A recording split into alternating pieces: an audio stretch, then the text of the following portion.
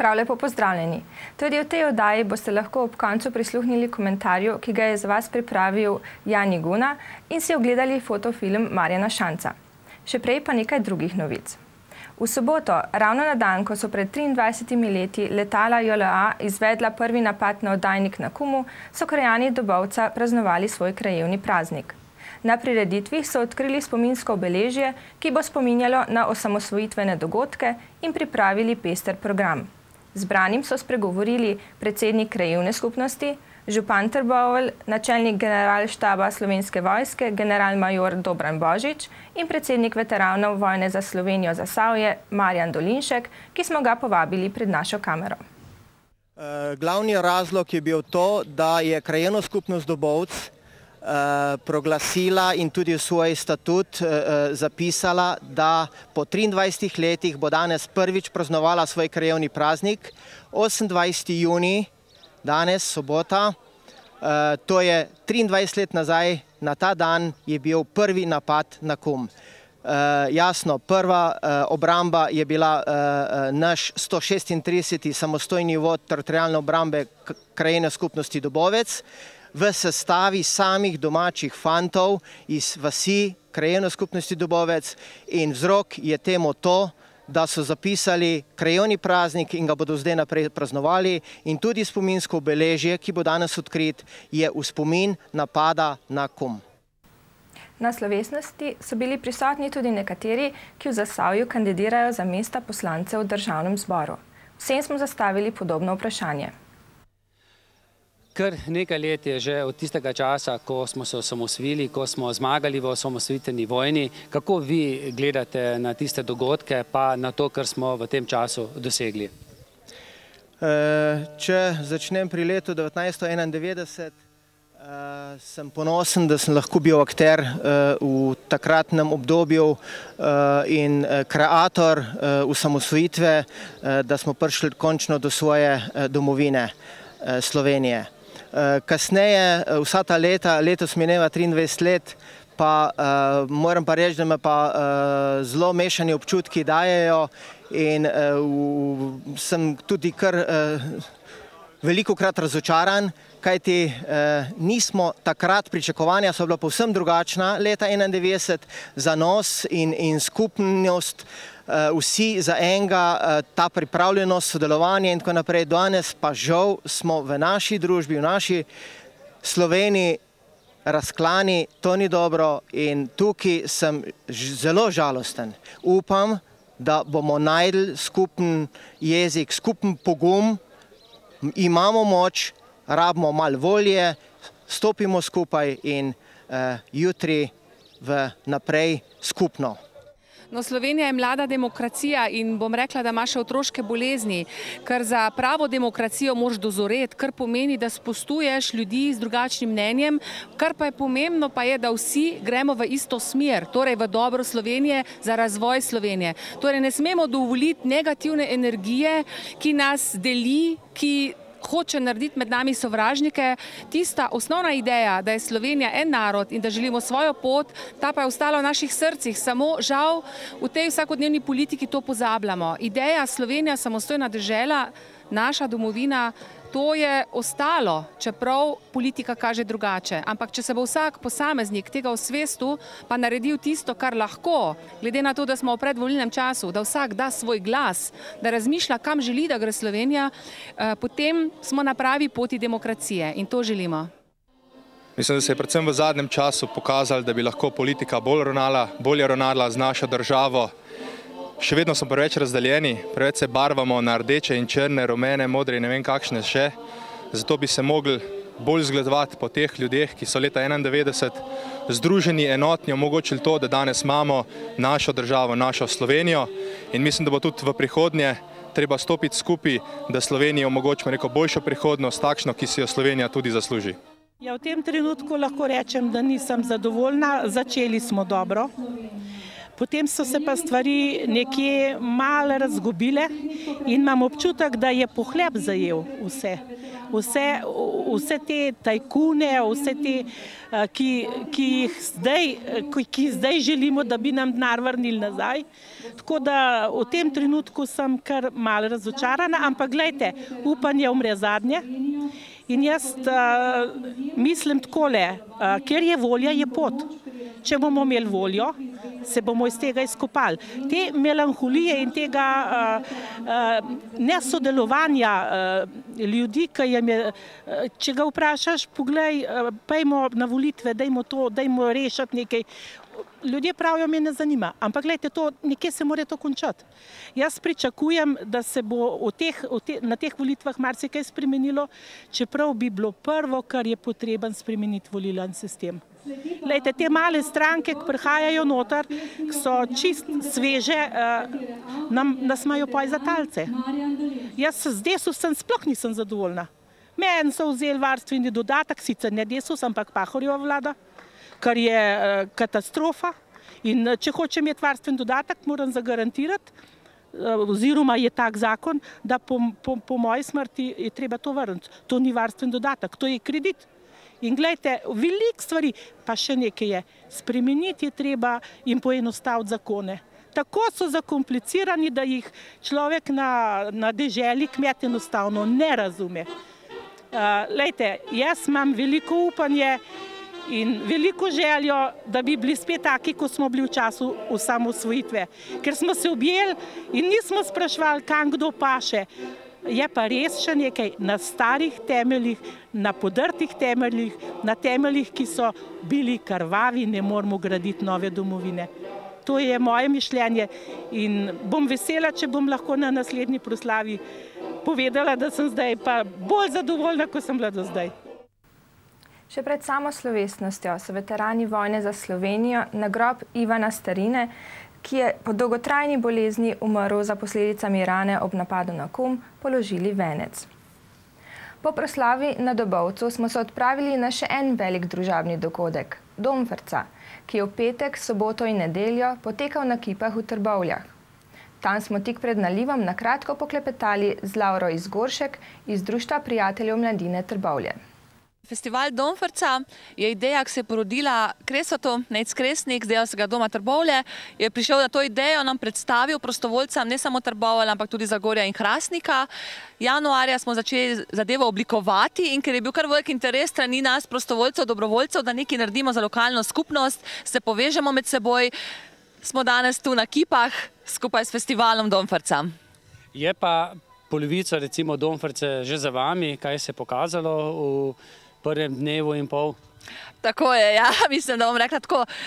Mi smo tlele že več kot en teden, mislim, da nekateri po cele dneve in noči tukaj, da se je vse skupaj pripravilo, ker smo prostovoljci vse počeli sami in pripravljali, tako da večina jih je že precej utrujenih, ampak festival gre naprej tako, kot mora iti. Prvi dan pa, glede na to, da je festival prvič, da je res čisto prostovoljno delo vseh nas, moram reči, da smo zadovoljni. In z obiskom, in s programom, da smo se potrudili in si želimo, da se ta festival nadaljuje tako in tudi drugo leto seveda, da se ponovno tu najdemo. Verjamem, da niste vsega vprašali, iz kje je prišel, pa vendarle je občinstvo samo iz Trbovlj? Ne, ni samo iz Trbovlj, celotnega Zasavja, tudi iz Ljubljane.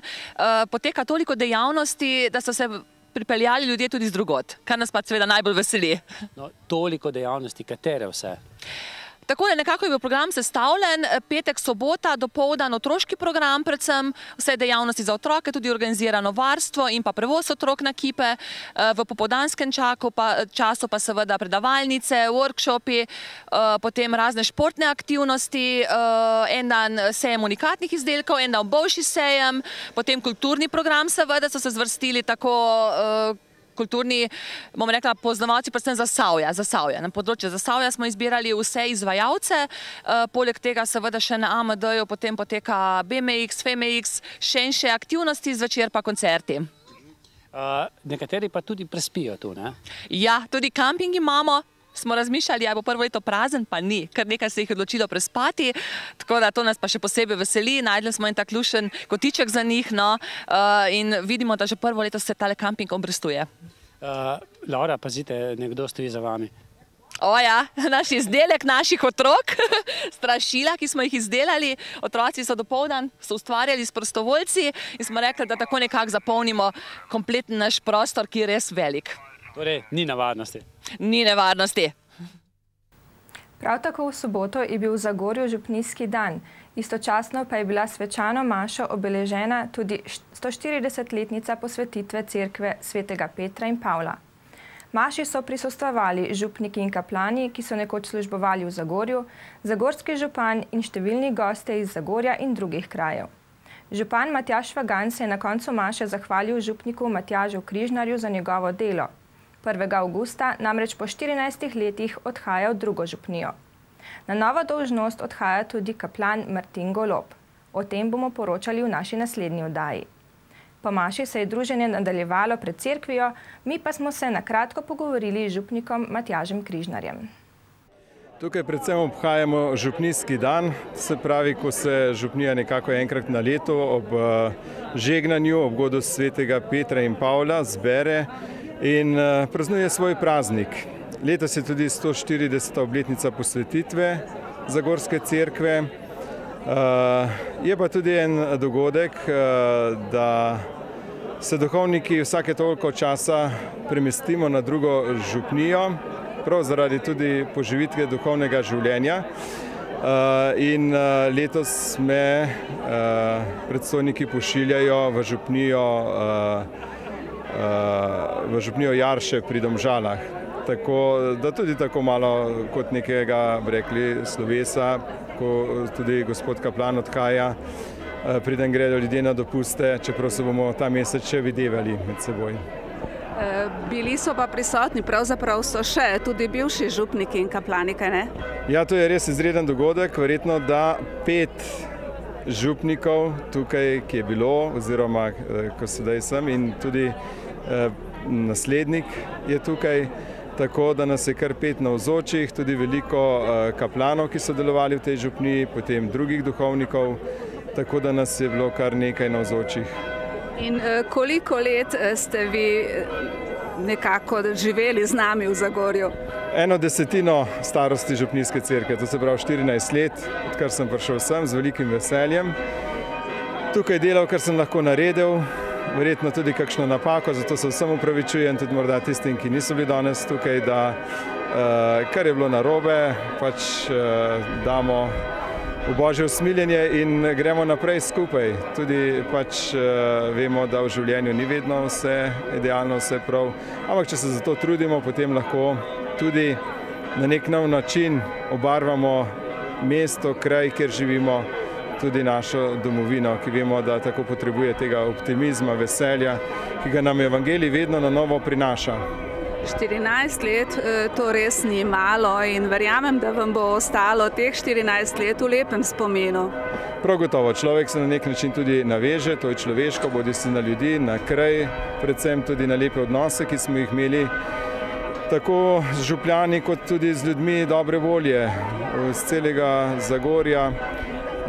Moram reči, da tukaj tudi župan zelo povezovalno deluje med ljudmi, da je neko ustvarjalno vzdušje.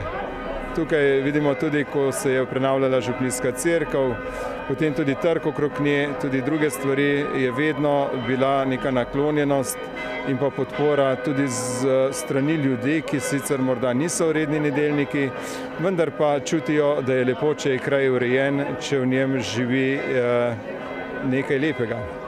In kaj bi zdaj, da tako rečem ob slovesu, ki pa sicer tole ni, sporočili Zagorjanom? Predvsem gremo v tem duhu naprej, da se nekako med seboj podpiramo drugega. Gotovo se najlažje zaobjame vse v tisto, bi rekli, najbolj osnovno pravilo, ki ga nam je Jezus tudi dal, karkoli hočete, da bi drugi storili, vam storite vi drugemu.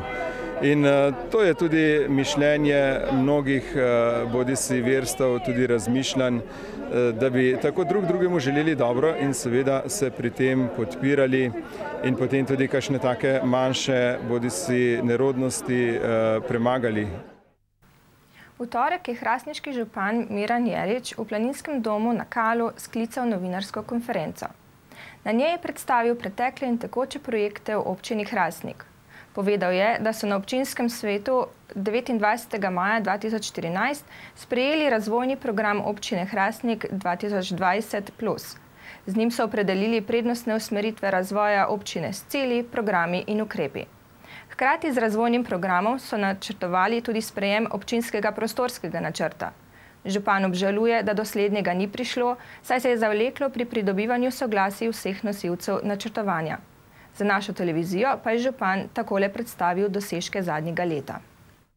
V preteklem in letošnjem letu smo nadaljevali z dobrim črpanjem evropskega denarja. V letošnjem letu bomo zaključili 2 pomembna projekta, za katera smo pridobili evropski denar. To gre za drugo fazo urejanja mestnega jedra v Hrastniku in pa za energetsko sanacijo vrtca Dolinca. Ne gre samo za energetsko sanacijo, ampak tudi z prizidkom. In v letošnjem letu smo pričeli in jo bomo tudi uspešno zaključili do 15. avgusta s prvo fazo energetske sanacije osnovne šole v Hrastniku. Je ostalo še kaj odprtega? Kakšne so želje za naprej? Vedno ostane še kaj odprtega na različnih področjih. Jaz sem na nek način ponosen, da smo v tem mandatu zaključili 2 pomembna okoljska projekta, da smo s pomočjo evropskih sredstev zgradili tako čistilno napravo primarno kot sekundarno kanalizacijsko omrežje in s tem prispevali k izboljšanju kvalitete življenja v naši občini. Drugi projekt, za katerega sem prepričan, da ga bomo uspešno zaključili ne sami, ampak s pomočjo evropskega, državnega in pa denarja ostalih občin, ki sodelujejo v tem projektu, je pa projekt regijskega centra za ravnanje z odpadki. Nekaj malega dela nas še čaka pri zagotavljanju zanesljive in varne pa kvalitetne oskrbe s pitno vodo. Predvsem si pa želim, da bo država dala večji poudarek cestni infrastrukturi, ki je v naši občini. To gre za glavno cesto iz Hrastnika proti Zidanmostu in seveda za ureditev regionalne ceste čez krajevno skupnost Dob pri Hrastniku. Projekta sta pomembna ne samo iz prometnega, ampak tudi okoljskega in pa razvojnega vidika. Jaz računam, da bo nova vlada in nov parlament zagotovil denar za izvedbo teh investicij in da bomo lahko tudi s pomočjo teh investicij nekatere razvojne projekte, to se pravi izgradnjo hidroelektrarn, nekatere projekte, ki jih ima lokalna skupnost, v prihodnje uspešno uresničili. Občinska uprava ima po novem javno blagajno, kamor lahko občani prihajajo plačevati nekatere položnice brez provizij. Zaenkrat še ni bila zelo obiskana. Občina tudi namenja 27.800 evrov za 18 štipendij, od tega 16 študentom z nižjim socialnim statusom, 1 kadrovsko štipendijo in 1 štipendijo za izobraževanje na poklicni šoli. Beseda je tekla o delovanju hrastniškega bazena, ki ga obiskujejo tudi otroci iz drugih občin. Župan Jerič zato meni, da bi del vzdrževalnih stroškov lahko prispevala država. Odgovor slednje je namreč bil, da je omenjeni bazen lokalnega pomena. Dotaknili so se tudi teme o menjavi azbestne kritine na osnovni šoli narodnega heroja Rajka. Župan je prepričan, da je bilo delo opravljeno strokovno in po vseh predpisih. Sledijo kratki oglasi.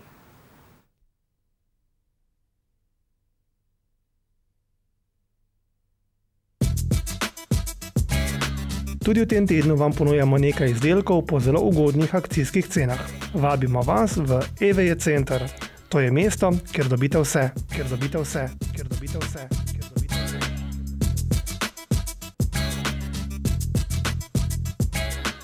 Zaključna dela v gradbeništvu, krovsko-kleparska dela, prenova kopalnic, čiščenje odtokov, proizvodnja energetsko-varčnih PVC oken in vrat. Vse to in še več v podjetju AHAC. Pokličite 03 56 30 295.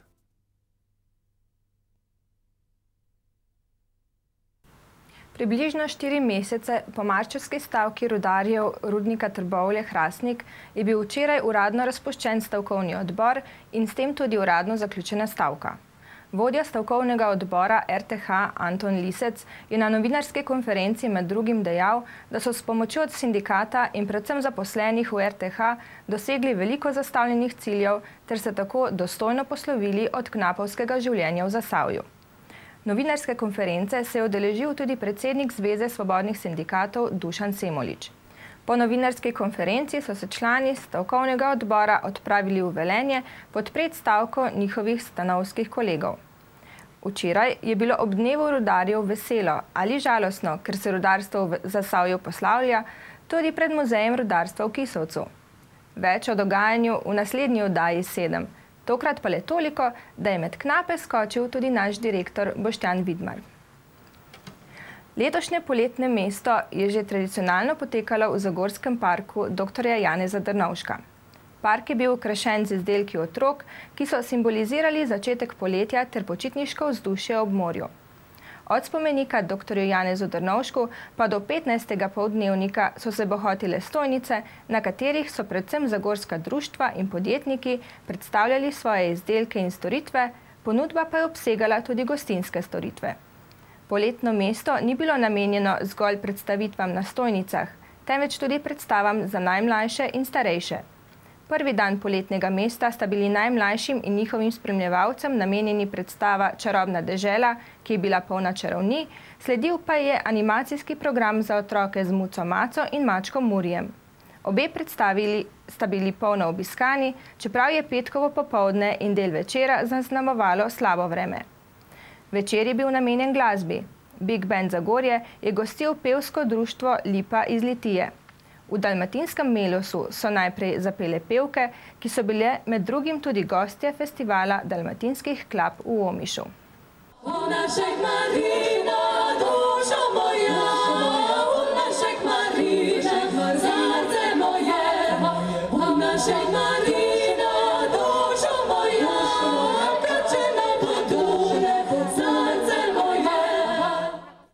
Sledili so jim pevci, ki so ravno tako navdušili občinstvo.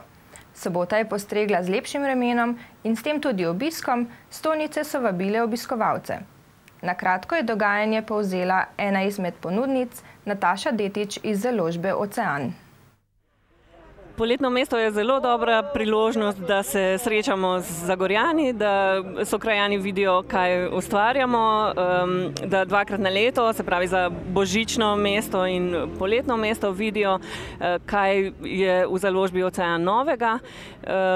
Hkrati pa je to odlična priložnost, da pokramljamo tudi z vsemi, ki nas spodbujajo in spremljajo novosti založbe. Njeno mnenje delijo tudi mnogi drugi razstavljavci. Program je bil v soboto bolj glasbeno pester.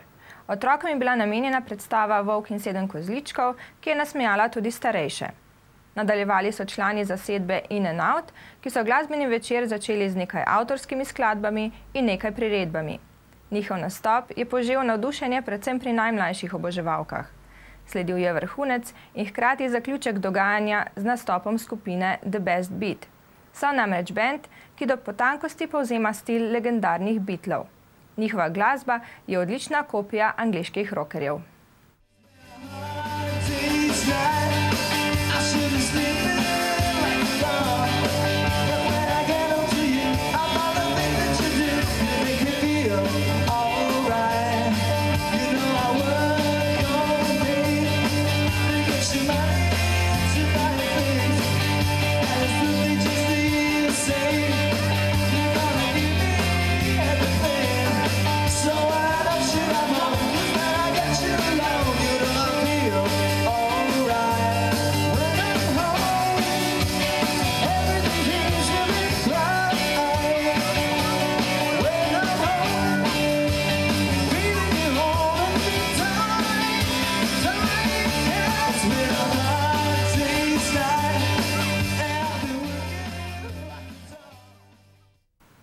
Zaključimo lahko, da je poletno mesto letos, sodeč po odzivih, tako obiskovalcev kot razstavljavcev, doseglo svoj namen. Območno združenje Rdečega križa Zagorje je kot vsako leto organiziralo letovanje otrok v Nerezinah na hrvaškem otoku Lošinj. 10-dnevnih počitnic se je udeležilo 64 otrok od 1. do 9. razreda zagorskih osnovnih šol, za njihovo varnost in udobje pa skrbi 8 vzgojiteljev. Otroci so se na letovanje odpravili zadnjo junijsko nedeljo, vrnili pa se bodo v torek 8. julija. Organizatorjem, to je Rdečemu križu, je uspelo zmanjšati stroške staršev za letovanje otrok. Vse prvotne cene letovanj so se znižale za 50 evrov na otroka. Sponzorji in donatorji so omogočili brezplačno letovanje 25 otrokom, kar je pohvalno. Počitnice v večji meri sofinancira občina Zagorje, na pomoč pa so priskočili posamezniki in podjetja. Omeniti velja še donacijo iz dobrodelnega koncerta Več sonca za naše sončke in napitnice Lepa točajka. Letovanje sofinancira tudi Zavod za zdravstveno zavarovanje, vendar so zaostrili pogoje financiranja, kar je posledično pomenilo manj subvencij za letovanje. Zagorski Rdeči križ pa je v sodelovanju s še nekaterimi organizacijami omogočil letovanje otrok na Debelem rtiču v maju, 2 skupini pa bosta uživali na morju še v avgustu in v jesenskih mesecih.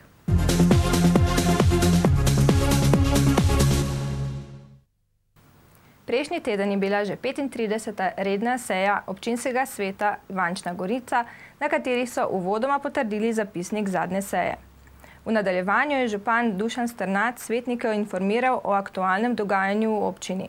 Sledilo je sprejetje odloka o zazidalnem načrtu Novi center Ivančna Gorica, seznanili so se s poročilom o delu javnega komunalnega podjetja za preteklo leto in s programom dela zavoda Prijetno domače, ki ga je podal direktor zavoda Miha Genorjo. Zavod Prijetno domače je sicer mlad, ampak je lepo zaživel. Veliko se je že zgodilo, na čemu pa bo v nadaljevanju temeljilo vaše delo?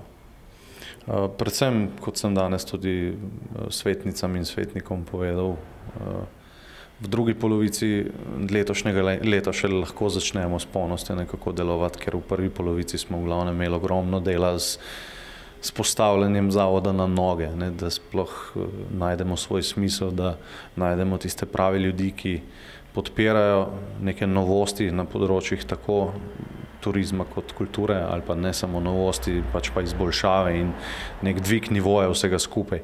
In to je nekako tudi srž našega dela v naslednjem polletju. Poleg vseh različnih promocijskih dejavnosti, ki jih zavod že tako in tako izvaja in je zato tudi poklican, je želja zavoda, da se poveže s turističnimi ponudniki na našem območju, prav tako pa tudi s tistimi, ki delajo na področju kulture, kajti če drugega ne, že v evropskem merilu zelo pomemben ta spoj med kulturo in turizmom.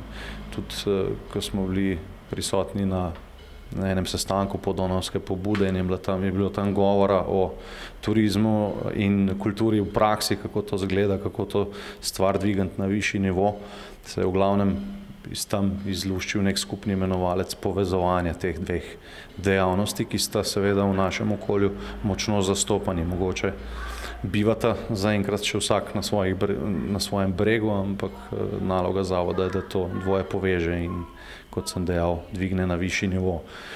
To so sicer zelo smeli načrti, verjamem, da to ne bo lahko, vendar gremo skorajžo naprej in reči moram, da tudi feedback je dober. Ljudje, ki se ukvarjajo tako s turizmom kot s kulturo, nekako pozdravljajo, če drugega na vsaj povezovanje. Kako bomo pa skupaj delali v prihodnje, bo pa seveda stvar konsenza na čim širšem področju. Nikakor si zavod ne želi diktirati tempa v smer, ki vsem deležnikom ne bi bila povšeči. Tako da skušamo dobiti pozitivno mnenje od vseh vpletenih in da gremo skupaj potem z nekim načrtom naprej, brez da se ukvarjamo s tem, kako smo se zakaj napačno odločili.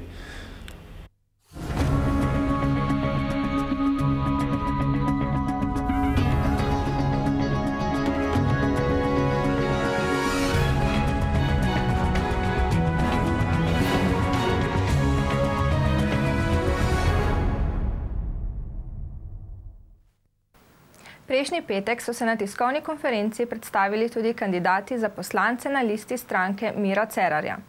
Dr. Miro Cerar je uvodoma stranko predstavil kot skupino ljudi, ki jim ni vseeno, kam Slovenija gre. Slovencem želijo povrniti vero, da nekaj zmorejo in postaviti dolgoročne cilje in strategijo. Irena Košnik-Grošelj, direktorica Centra za socialno delo v Trbovljah, kjer tudi kandidira, je povedala, da je potrebno v Zasavju pridobiti nove investicije, predvsem pa je treba uvesti različne spodbude za mlade, da se po zaključku šolanja aktivirajo, dobijo ustrezno mentorstvo in se vključijo v gospodarstvo. Kandidat v Zagorju, Marjan Dolinšek, je bil dolga leta tudi sam podjetnik. Strinja se, da je situacija v Zasavju težka, vendar je ravno to lahko velik izziv. Vsekakor ima Zagorje nekaj uspešnih podjetij, kot so Eti, Bartek in Tevel. Na njih je potrebno graditi, prav tako pa spodbujati nove gospodarstvenike. Vojka Šergan je kandidatka za poslanko v Hrastniku. Tudi ona prihaja iz podjetniških voda.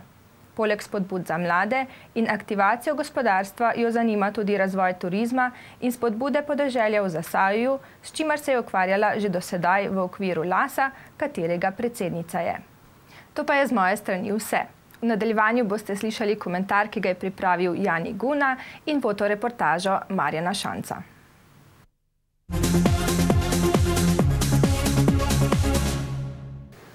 Danes v Ameriki 4. julija z mnogimi manifestacijami in slovesnostmi slavijo dan neodvisnosti, medtem ko pri nas Slovenija še vedno gleda v en cinični repete Murgelskega lutkovnega teatra, ki očitno uspešno pokriva tudi sodstvo, mafijsko lobira v zdravstvu ter se na vse kriplje trudi, da se iz proračunskega denarja financirajo neoborčevske vrednote, ki potem lahko mirno prelijajo denar nazaj za predvolilne potrebe tistih, za katere se odloči murgelski lutkar, ki je mimogrede čedalje bolj podoben korejskemu Kim Jong-unu in ki seveda ima na skrbi, da se pri nas čim dlje ohranja revolucionarno pravo. No, to se dogaja z dosledno tovarišijskim kadrovanjem, ki odkriva izključno partijski, družinski pedigre zgornjega sloja tožilcev in sodnikov, ki si za voljo trajnega sodniškega mandata lahko privoščijo lenost, aroganco in popolno odsotnost samokritike, da ne omenjam strokovne nezadostnosti, kar seveda dokazuje na stotine odločb Evropskega sodišča, ki zaradi sodniških zaostankov in strokovnih šalabajzerij zaračunava visoke odškodnine slovenskim davkoplačevalcem. Doklej še se postavlja vprašanje. No, zaradi tega in takega stanja smo kot osamljen otok sredi Evrope, saj le pri nas lahko 3 tedne pred volitvami odstranijo predsednika najmočnejše opozicijske stranke in to natančno v skladu s tisto paradigmo, ki jo je izrekel leta 1994 Milan Kučan. Takole je dejal: najprej diskreditacija in potem likvidacija, če je potrebno tudi fizična. Konec citata. No, ta njegova retorična ugotovitev mu je očitno nekontrolirano ušla iz svoje komunistično strukturirane podzavesti, čeprav so jo pozneje njegovi PR-ovci skušali zakamuflirati v drug kontekst. A prav ta izjava v bistvu odkriva tisti kočevski, borčevski mehanizem, ki deluje ne le v političnem ozadju, ampak celo kar v javnem političnem prostoru, kodr še vedno nekaznovano ribari tudi drugi vplivnež iz ozadja, Janez Zemljarič, ki je v 70-ih letih, kot vemo, vodil SDV, po domače Udbo, pri čemer publicist in raziskovalec Igor Omerza v svojem intervjuju povsem jasno ugotavlja, da gre pri Zemljariču za sum umora. In najverjetneje se bo zgodilo, da bo Zemljarič na stara leta procesiran. Seveda ne pri nas, ampak na avstrijskem sodišču, kodr je po navedbah v neki slovenski reviji, citiram, zaradi udbovskih umorov ovaden tudi v Avstriji. Kako še vedno mafijsko torej deluje naše politično ozadje, pa odkriva nad vse perverzno tudi zaupen policijski dokument, ki so ga februarja letos objavili na Planetu TV in pod katerim je podpisan generalni direktor policije Stanislav Veniger. Gre za policijsko poročilo o Zemljaričevih grožnjah Janezu Janši, dokument torej, ki odkriva, kako je konec novembra 2012 Zemljarič v svoji pisarni ves besen tolkal po mizi in se drl: Janšo je treba ubiti, ubiti, ubiti. Očitno si tako stari udbovci predstavljajo delovanje pravne države, kaj ne da.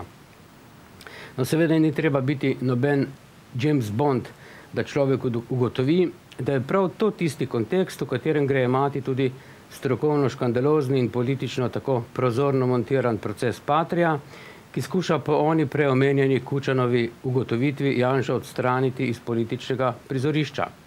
Pri tem jim je seveda vseeno, če se naše pravosodje v Evropi kaže v sramotni luči, Slovenijo pa umešča to zadevno med banana države.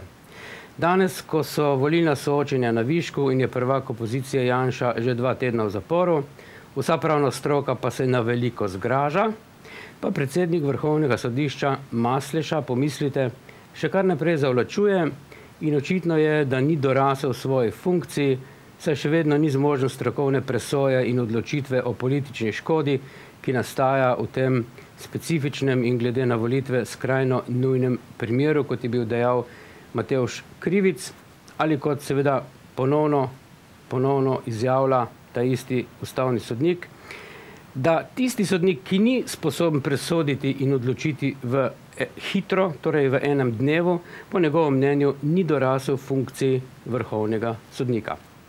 No, sicer pa naj bi o zahtevi za varstvo pravic v zadevi Patria, ki jo je na Vrhovno sodišče vložil Janez Janša, odločal senat, v katerega je Masleša postavil tudi sodnico Majo Tratnik.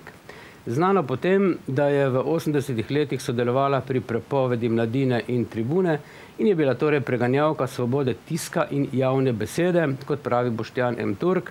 Hkrati pa je znano, da je njena mati Jolanda Kuhar kot tožilka komunajzlerskega pravosodja leta 1959 za Jožeta Pučnika zahtevala 9 let strogega zapora, ker je napisal en blago kritičen članek o tedanji kmetijski politiki. No, pa to ni edina titovska genealogija strokovnjakov, ki odločajo na Vrhovnem sodišču. Kot rečeno, sodišče vodi Masleša, sin oficirja JNA, znan po svojem tepihovanju. Tam je tudi tožilka Žalikova, hči bivšega tožilca v komunističnem režimu, pa hči generala Ožbolta, ki je leta 1990 odredil razorožitev slovenske teritorialne obrambe. Sicer ni nujno, a če kaj velja, pregovor, da jabolko ne pade daleč od drevesa, potem se ne gre čuditi, zakaj je sploh prišlo do primera Patria pri nas in zakaj se še zdaj zavlačuje z odločitvijo na Vrhovnem sodišču. Čim dlje bo trajalo, tem hujše bodo posledice za redno sodstvo, za celotno sodstvo, kot tudi za vodilne v rednem sodstvu, je bil opozoril v svojem ločenem mnenju ustavni sodnik Mitja Dajzinger. No, ko bo Evropsko sodišče prisodilo odškodnino obtoženim v primeru Patria, so vsaj znana imena, od tožilke Hrastarjeve pa do predsednika Vrhovnega sodišča Masleše, katerim bomo davkoplačevalci poslali račun za slabo sodniško delo, odškodnino pa bodo morali plačati iz svojega žepa. Kaj pa si misli o našem sodstvu civilna družba, združena v odboru 2014, ki svoje mnenje izraža vsak dan pred Vrhovnim sodiščem, pa si oglejte v prispevku, ki ga je pripravil Marjan Šanc.